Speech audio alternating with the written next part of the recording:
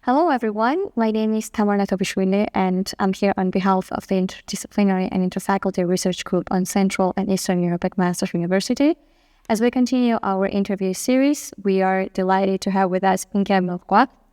Her main research interests include collective memory, national identity, and Eastern Europe. And she teaches courses at the Faculty of Arts and Social Science, FASAS, that align with her research. So welcome, and thank you for being with us today. So to start, could you tell us about your ethnographic field in Estonia and how it has influenced your understanding of collective memory and national identity? So I did my research from 2007 onwards in Estonia.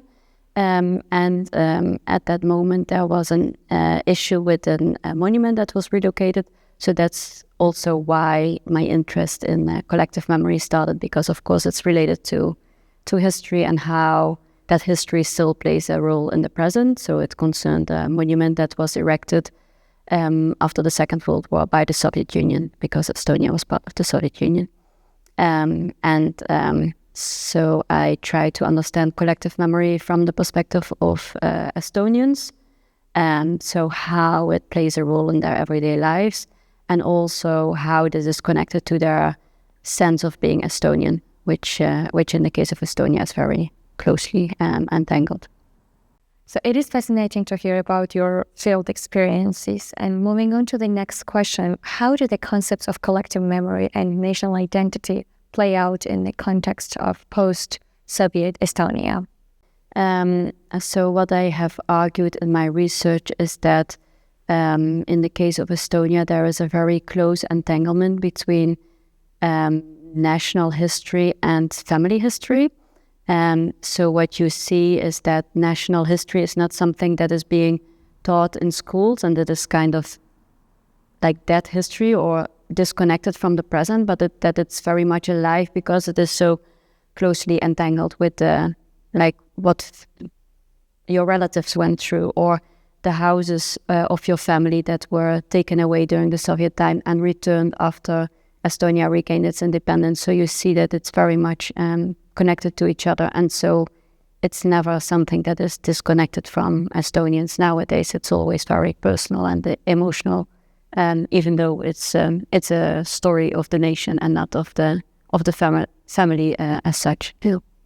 Your insights into Estonia's post-Soviet transformation are very enlightening, and this actually brings us to the last question.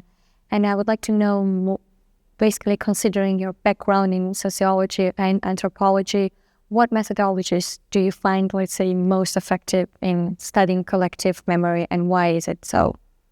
So what I did in my research was a long period of ethnographic fieldwork, which for the kind of stories that I asked, the kind of questions that I asked was very useful, because I got the opportunity not to only look upon a top-down created memory, so how does a state create a memory, or how do they write history books and then educate it to students, but actually how it plays a role like when you are with your family on the dinner table.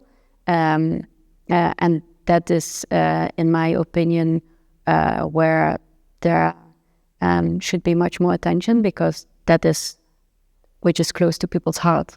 So that's what matters to people. So I looked at this entanglement. But and you can also only do that when you learn the language, when you live there for a long time, and when you have the trust of people to have you at their dinner tables. But I also used survey data, which was collected by the University of Tartu in Estonia. So these are representative surveys for the whole population. So I was able to place the stories that I collected in the larger framework of the wider society. So to what extent is this specific for this group or not? Yeah.